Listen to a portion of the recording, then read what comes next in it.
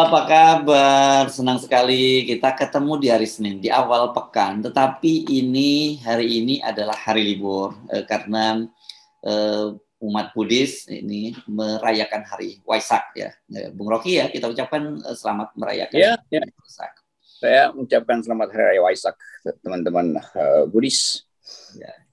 Dan juga selamat melanjutkan liburan lagi. Ini orang Indonesia senang banget libur, memang habis libur panjang Idul Fitri, baru pulang ke Jakarta, baru balik ke Jakarta, sudah libur panjang lagi dan tempat-tempat liburan penuh lagi. Gitu kelihatannya orang masih butuh hiburan terus ini.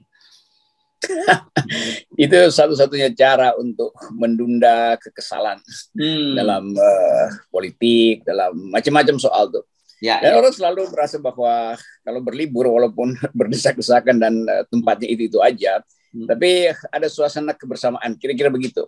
Sembit-sembitan di bis segala macam lain yang kalau yang punya villa eksklusif ya dia bisa nikmat sendiri. Tapi rakyat bawah selalu merasa rame itu artinya akrab gitu.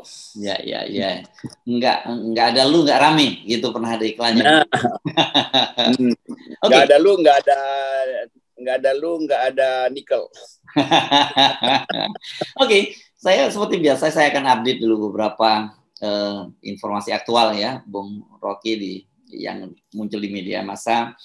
Dari dalam negeri ini Pak Jokowi sudah kembali ke Indonesia, tapi kelihatannya Pak Jokowi pulang tentu saja membawa hasil-hasil yang menurut Pak Jokowi menggembirakan setelah ketemu Elon Musk, dan sempat berkunjung ke SpaceX, terus ada hasil survei yang saya kira ini membuat Pak Jokowi nggak enak lah ketika pulang. Ternyata tingkat kepuasan Presiden Jokowi itu turun terendah sepanjang pemerintahan beliau gitu ya, karena 38%, dan kemudian tingkat persepsi publik terhadap ekonomi Indonesia itu sangat buruk, dan buruk itu juga sangat tinggi. Walaupun saya yakin ini udah masuk margin error, karena realitasnya di masyarakat lebih buruk lagi gitu ya, Bung Rocky. Terus di dunia internasional, saya kira yang cukup menarik ini adalah perkembangan terbaru berkaitan dengan keputusan masuknya Finlandia dan Swedia ke NATO. Nah, padahal kita anggap dulu yang begini-begini ini setelah era Perang Dingin harusnya sudah mencair, ternyata malah balik lagi yang tadi negara netral kan. Skandinavia ini kan negara-negara netral ya, Bung Rocky ya, tiba-tiba sekarang dia bergabung ke NATO. Ini mengingatkan kita mesti pertanyaan who should you are gitu ya, di posisi mana kamu harus berdiri. Ini kan penting untuk menentukan Indonesia dalam geopolitik global, karena bagaimanapun juga kita bagian dari masyarakat global tadi. Ya, coba kita lihat dari atas ya, bird's eye view, bahwa politik dunia sedang mengkonsolidasi diri di dalam upaya untuk menangani akibat dari perang di Eropa nanti. Jadi seluruh dunia bersiap-siap untuk lakukan pengetatan, penghematan, konsolidasi finansial. Jadi seharusnya kita paham bahwa dunia memang sedang bersiap menghadapi perang dunia tuh. Itu dengan konsekuensi harga-harga bahan yang seharusnya bisa lebih murah, tapi karena dipersiapkan untuk perang di Eropa atau pengetatan konsumsi di dalam negeri beberapa produsen pangan dan energi, maka Indonesia akan kena dampak itu, dampak mahalnya energi dan dampak mahalnya harga pangan karena situasi internasional tadi. Tetapi yang agak ajaib adalah Presiden Jokowi merasa bahwa keadaan dalam negeri bisa diselesaikan kalau Elon Musk masuk ke Indonesia dengan investasi itu. Kan itu sebetulnya yang mau dikasih sinyal. Padahal kita tahu seluruh keadaan di dalam negeri bersumber pada ketidakmampuan pemerintah menyediakan kebutuhan dasar manusia itu. Dari minyak, ya kebutuhan hari-hari itu. Energi, BBM segala macam tuh. Jadi Pak Jokowi memelihara ilusi baru. Kalau dia ketagihan ilusi itu, nanti Elon Musk akan selamatin kita tuh. Elon Musk mungkin akan memimpin kabinet untuk menentukan harga minyak goreng nanti. Kira-kira begitu pikirannya kan. Tetapi kita tahu mulai ada semacam kecurigaan bahwa ya Pak Jokowi sebetulnya diperalat aja oleh pemain-pemain ekstraktif, terutama nikel sekarang di pasar internasional tuh. Jadi kita membayangkan bagaimana Presiden Jokowi nggak ngerti peta politik dunia dan peta sebut aja permainan apa namanya kartel-kartel baru di dalam membayangkan energi terbarukan dengan fasilitas industri baterai misalnya tuh. Ini yang kita sebut sebagai ketiadaan kapabilitas dari presiden. Karena itu presiden akan tetap jadi boneka dari mereka yang paham tentang politik global dan politik energi global, kan itu soalnya tuh. Jadi kita nggak tahu apa sebetulnya isi pembicaraan di sana. Tiba-tiba presiden merasa sudah bertemu, ya bertemu buat apa?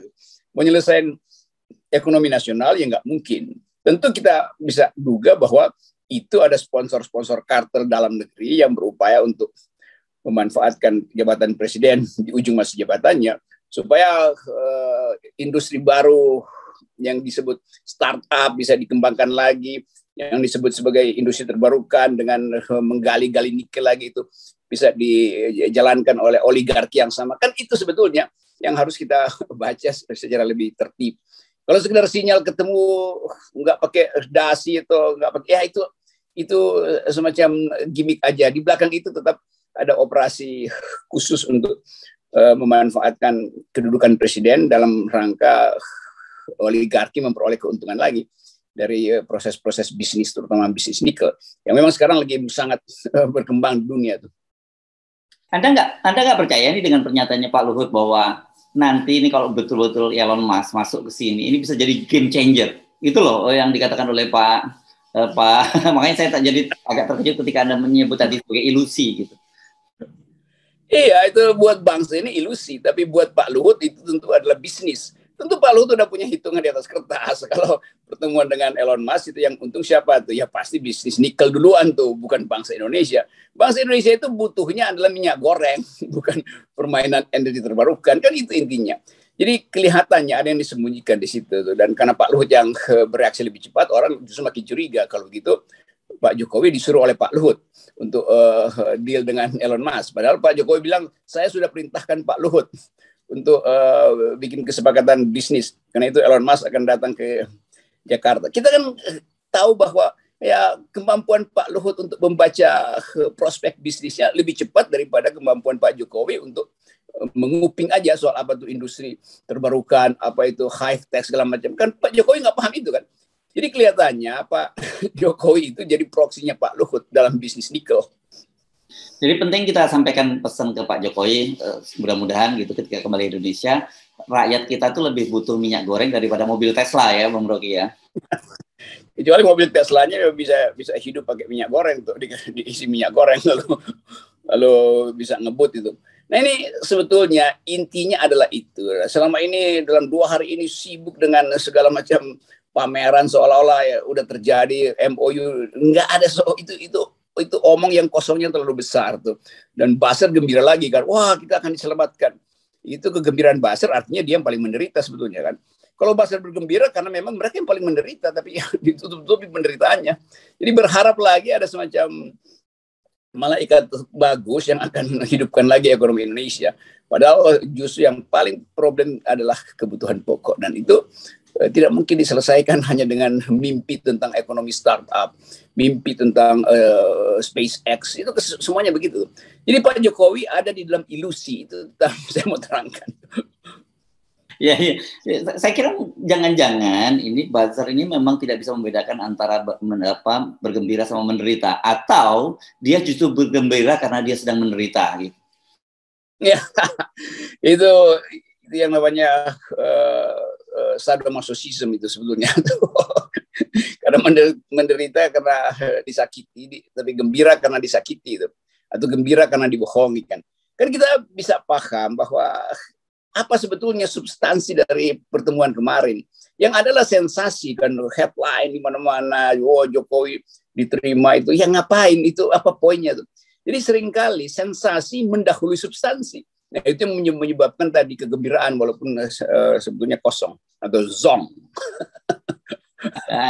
Menarik nih, jadi ilusi dan sensasi dan ilusi dari pertemuan Pak Jokowi. Ya, itu sensasi dan ilusi aja isinya. Substansinya kan nggak ada. Iya. Oke. Nggak ada satupun berita bahwa Elon Musk menganggap itu pertemuan yang serius, wajahnya aja cuma ya bagus. Ya, karena orang bertamu tuh. Dan yang justru terlihat adalah presiden mengemis bisnis. Itu kan intinya kan.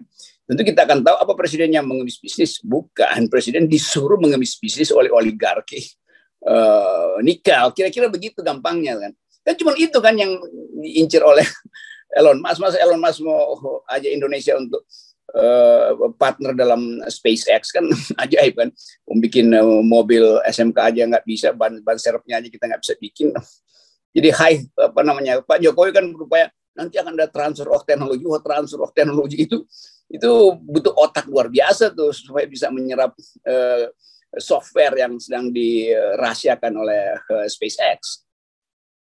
Oke, kalau supaya kita tidak terus-terusan dalam sensasi dan ilusi, kita anggap kemudian kita masuk ke reality. Nah, gitu ya. Oke. Realitinya bahwa sekarang Pak Jokowi pulang ke Indonesia lagi. Kalau kemarin terbang ke luar angkasa, sekarang mendarat lagi ke bumi lah, gitu ya. Dan melihat bahwa banyak sekali problem besar yang tengah dihadapi oleh bangsa Indonesia. Dan dalam hal ini sekali-kali kita mesti percaya dengan lembaga survei, meskipun kita harus tetap memberikan diskon, gitu ya, terhadap apa yang disampaikan oleh lembaga survei ini. Indikator politik menyebutkan bahwa tingkat kepuasan Presiden Jokowi itu sisanya tinggal 58,1. Kemarin kan disebut sangat tinggi 73, sekarang tinggal 58,1. Ini saya kira yang terendah gitu. Kemudian juga ini persepsi publik yang melihat bahwa sekarang ekonomi kita itu sangat buruk, dan buruk itu angkanya juga itu tertinggi dibandingkan dengan yang merasa baik-baik saja, sedang-sedang saja. Nah, saya kira lebih baik kita aja Pak Jokowi untuk membaca ini dengan seksama. Ya, saya kira itu yang harusnya dibahas begitu Pak Jokowi tiba di Bandara Halim, mestinya itu aja yang dibahas tuh di ruang tunggunya tuh. Nggak usah pamer pertemuan dengan Elon Musk. Kan kita tahu bahwa ya teknologi setinggi apapun itu kalau nggak dipakai untuk menghasilkan sesuatu, ngapain kan? Karena kalau kita bicara tentang high tech buat apa? Kan itu intinya kan. Sementara ekonomi kita nggak produksi apa-apa kan. Jadi sebetulnya kalau kita mau pastikan ekonomi bertumbuh seperti yang dijanjikan 7-10%, ya pastikan bahwa sumber daya manusia kita bagus. Buruh itu adalah sumber untuk menghasilkan pertumbuhan itu. Sumber daya kita itu harus dikelola secara efisien. Kan itu intinya kan. Nah kalau itu nggak ada, ngapain berpikir tentang teknologi tinggi? Teknologi itu dimaksudkan untuk mengolah hal yang konkret, yaitu sumber daya manusia, sumber daya alam, relasi sosial politik, kan itu fungsi teknologi. Jadi seolah-olah Pak Jokowi merasa kita udah punya teknologi, terus mau diapain teknologi itu? Kalau yang mau dipakai untuk memberi nilai tambah itu nggak ada. Jadi kelihatannya ya orang juga akhirnya tiba pada kesimpulan bahwa ya Pak Jokowi nggak ngerti hubungan antara ekonomi dan teknologi itu. Sehingga persepsi orang terhadap kepemimpinan Jokowi ya drop terus, terutama kalangan menengah yang menganggap bagaimana menghubungkannya antara kesulitan ekonomi dasar, itu kebutuhan pokok, dan teknologi itu. Kan dengan high tech apalagi. Jadi itu intinya. Jadi bagus juga kalau indikator akhirnya mau menunjukkan hal-hal yang real tadi itu. Bahwa kita sebetulnya sedang hidup dalam ilusi karena dipimpin oleh seorang yang super ilusionis itu, yaitu Pak Presiden kita. Kan Presiden kita ilusi semua itu. Sebelum dia masuk jadi delusi itu lebih parah lagi tuh. Ya. Oke, tetapi kan sebenarnya dengan ada dua hal yang sebenarnya kita bisa baca dari publikasi lembaga survei itu. Satu memang dari fakta-fakta yang mereka kemukakan. Yang kedua itu adalah perubahan sikap dari lembaga-lembaga survei itu. Itu juga menunjukkan indikator adanya perubahan politik di kita ya. Ya paling bagus itu sebetulnya membaca indikator bahwa indikator sedang berubah kan begitu sebetulnya. Itu kan indikasi bahwa ya orang anggap ya bisnis survei juga udah nggak ada yang peduli lagi lah. Karena mak ngapain nonton survei, langsung aja lihat dompet di dalam pagi hari udah tipis ya udah selesai. Jadi itu juga yang terlihat di dalam kegenitan beberapa tokoh hari-hari ini untuk seolah-olah tampil jadi oposisi baru gitu kan. Nah kalau mau beroposisi pada Presiden Jokowi keluar dari kabinet kan itu intinya tuh. Jadi itu pesan kita selalu supaya bangsa ini jelas siapa yang punya potensi silahkan datang untuk ajukan proposal penyelamatan Indonesia dalam ya menjelang 2024 harus ada tim penyelamat Indonesia. Menyelamatkan itu harus ada di luar bukan di dalam. Ngapain nyelamatin dari dalam hal yang memang udah nggak bisa diselamatkan. Jadi ide kita perlukan, gagasan kita perlukan, bacaan kita tentang politik internasional kita perlukan. Karena begitu kita diseret dalam Perang Dunia Ketiga, habis bangsa ini. Kita nggak punya pertahanan energi, nggak punya pertahanan pangan, dan nggak punya pertahanan intelijen. Kan itu rapuhnya di situ. Sementara kabinet nggak tahu mau ngapain.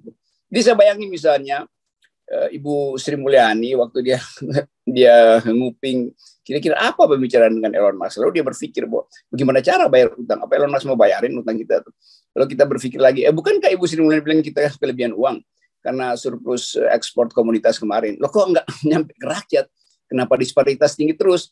Kenapa kepercayaan pada presiden merosot terus? Itu artinya nggak ada tetesan yang disebut trickle down dari pertumbuhan ekonomi yang dihasilkan oleh jualan komoditas kemarin kan. Nah, mestinya Ibu Sri Mulyani memimpin satu pasukan khusus untuk meninggalkan kabinet dan membuat ya bikin aja semacam plan baru, karena Sri Mulyani juga paham politik internasional kan. Ajukan aja semacam rencana penyelamatan bangsa ini karena di depan kita dihadang oleh potensi perang dunia dan likuiditas dunia yang bakal diserap habis ke pusat-pusat finansial baru, dan itu artinya kita akan kekeringan. Nah, Indonesia akan jadi apa? Jadi kayak kanebo kering gitu. Iya. Oke. Istilah menarik itu kanebo kering. Oke. Ya. Oke, soal ini ya. Tadi soal bahwa Anda minta sebaiknya para menteri-menteri mundur. Kan ini sekarang mereka memang sudah seperti apa ya? Ini saya kira kabinet memang sudah tidak lagi ada konduktornya, tidak. Jadi mereka memang sudah bergerak sana sini.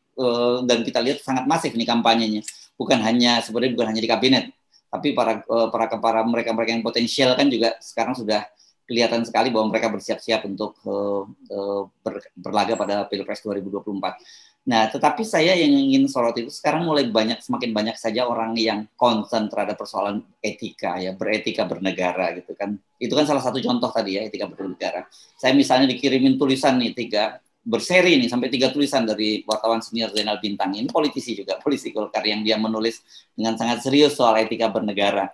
Nah, saya kira ini ide-ide ini penting terus kita ajukan kepada publik gitu, karena sebenarnya kita sering lupa gitu bahwa paling penting dalam hidup itu seperti Anda sebut tadi soal etikabilitas gitu. Ya, etika bernegara itu harusnya jadi kurikulum dasar kabinet. Dan terutama menteri-menteri di situ yang juga memimpin partai politik, supaya ada pelajaran etis pada bangsa ini bahwa kalian para menteri PAN misalnya, P3, Golkar menganggap bahwa diperlukan pembaharuan segera. Nah, lakukan itu dari luar, bukan dari dalam. Kan kalau dari dalam udah gagal semua kan nggak ada satu menteri pun yang bisa menjaminkan bahwa IKN itu akan jalan. Mana? Kita nggak dengar apa-apa dari mereka, semuanya optimis, tapi sebetulnya dalam kalkulasi ekonomi mereka tahu itu nggak akan jalan, tapi mereka mau ucapkan itu kan artinya mereka berbohong pada publik kan. Pengetahuan teknokratis mereka mengatakan bahwa IKN itu akan bangkrut, tapi mereka karena politisi nggak mau bicara pada publik. Itu namanya yang saya sebut kekaburan etis. Bilang aja bahwa kami sebagai partai politik melihat bahwa yang diselenggarakan oleh Pak Jokowi memang gagal semua. Itu sebetulnya pertanggungjawaban dari partai-partai itu. Pak Erlangga harusnya memimpin itu, mengatakan bahwa saya juga gagal dan nggak mungkin lagi saya jadi menteri koordinator karena menteri-menteri yang seharusnya saya koordinir justru melawan saya. Kan itu intinya kan. Jadi sebagai politisi, oke, ada siksanya. Tapi sebagai pemimpin dia harus tegak lurus dengan public ethics itu. Demikian juga Ibu Sri Mulyani yang berkali-kali di dalam pemaparan menganggap bahwa Indonesia nggak mungkin lagi maju karena sistem regulasi kita itu diatur oleh partai politik. Tapi dia diam-diam doang di dalam kan, seolah-olah ada malaikat yang akan menyelamatkan beliau itu. Jadi saya ingin supaya orang seperti Erlangga, Sri Mulyani datang ke publik, kasih tahu keadaan sebenarnya begini itu. Jadi jangan berpura-pura seolah-olah ya nggak enak ini kami masih bawahan presiden. Loh, presiden udah salah bikin kalkulasi dan salah memberi ilusi sehingga semua bangsa ini hidup di dalam harapan palsu aja kan. Itu sebetulnya yang kita tagih dari otak yang masih tersedia kalau ada dari Sri Mulyani dan Erlangga begitu kira-kira. Oke, saya kira ini sangat penting kita harus terus menyuarakan ini pentingnya beretika karena banyak sekali saya jadi teringat kemarin ya perbincangan kita obrolan kita halal bihalal dengan Bivitri yang melihat bahwa instrumen hukum itu sekarang digunakan oleh para penguasa untuk berlindung dan padahal kita tahu bahwa banyak sekali produk-produk hukum itu ya sebenarnya prosesnya ditempuh dengan jalan curang ini terutama legislasinya di pemerintahan gitu ya. Jadi walaupun sebenarnya secara legal formal itu mereka betul gitu undang-undang, tetapi secara etika dan moral itu bisa menyalahi itu dan saya kira kita harus berpegang pada etika dan moral ini bukan pada legal formal yang kita tahu prosesnya ada kong kali kong di belakangnya. Yaitu yang Ibu Bivitri menulis dengan tajam yang kita bicarain kemarin itu. Dan itu jadi semacam sinyal bahwa dari segi analisis hukum, ya boleh aja sesuatu itu dihasilkan seolah-olah secara prosedural, tetapi basis pengambilan kesimpulan secara prosedural itu tidak etis. Jadi bagian itu justru yang mesti dimengerti oleh Menko, semua Menko atau Menteri Teknis yang selama ini menganggap bahwa ya karena ada aturannya maka kita aturannya. Padahal aturannya itu dibuat memang untuk menyimpulkan sesuatu yang buruk atau bahkan untuk membentengi sesuatu yang buruk. Kan itu intinya dan saya kira banyak pakar HTN yang juga luput untuk membahas itu. Menganggap bahwa yang sudah diputuskan secara hukum positivistik pasti itu akan menghasilkan kebijakan yang bersih. Padahal sebetulnya dari awal proses pembuatannya dimaksudkan untuk melindungi kebijakan yang koruptif. Kan itu poin-poin semacam itulah. Hal yang standar di dalam public ethics itu nggak bisa dipahami itu. Karena tadi semua orang percaya bahwa presiden akan bikin teater baru atau sirkus baru sehingga orang percaya bahwa Indonesia masih punya 11.000 triliun di kantong presiden masih mampu untuk bikin ekonomi meroket, nanti ekonominya ditumpangkan pada SpaceX lalu dibawa ke roket, lalu muncul yang namanya ekonomi ilusi itu. Oh iya, oke, Bung Rocky terima kasih. Oh sorry, sebelum kita mengakhiri perbincangan jangan lupa ini pada tanggal 26 Mei. 26 Mei itu saya kira ini sekarang tanggal 15 ya berapa hari yang akan datang gitu 2 pekan ke depan lah 2 pekan kurang. Ini akan ada royal wedding, Bung Rocky.